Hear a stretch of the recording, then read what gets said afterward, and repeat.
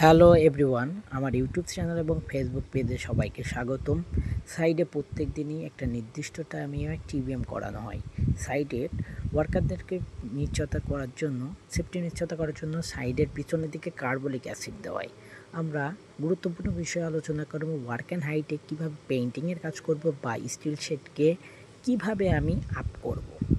এখন আমি উপরে কাজ করতে গেলে আমাকে অবশ্যই ফুল বডি হারনেস পরতে হবে এবং ফুল বডি হারনেসটা পরার পরে আমি যখন উপরে কাজ করব তখন অবশ্য পার্লিং বা রাফটার আছে, ওখানে আমার কেমনভাবে বেলটা সেলফ লকিং হুকটা একটার সাথে আরেকটা আটকাতে হবে পার্লিং বা রাফটারের সাথে, যাতে আমার যদি আমি হাইড্রোলেটের কারণে মাথা ঘুরেও যাই আমার শরীরের ওয়েট ক্যাপাসিটিটা ধরে রাখবে বা চেয়ারে বসার মতন বসে থাকবে।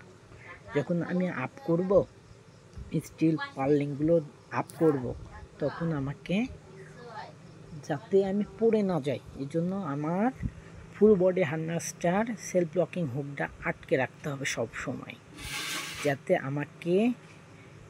আমাকে রক্ষা করে। এটা খুবই ইম্পর্টেন্ট। সাইডে যখন আমি কাজ করতে দাঁড়াবো তখন আমি অনেকটা হাইট, আমাদের 1.8 মিটার 6 ফিট দূরত্ব উপরে গেলেই আমাদের ফুল বডি হার্নেসটা পরতে হবে এবং লক করতে হবে। এমনভাবে লক করতে হবে যাতে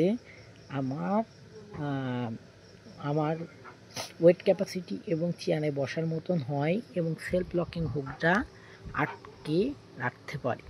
দেখতে পাচ্ছেন আমি কিছু সিনারিতে দিচ্ছি সেলফ লকিং হুকটা আটকানো আছে এবং তারা নিরাপদে কাজ করছে।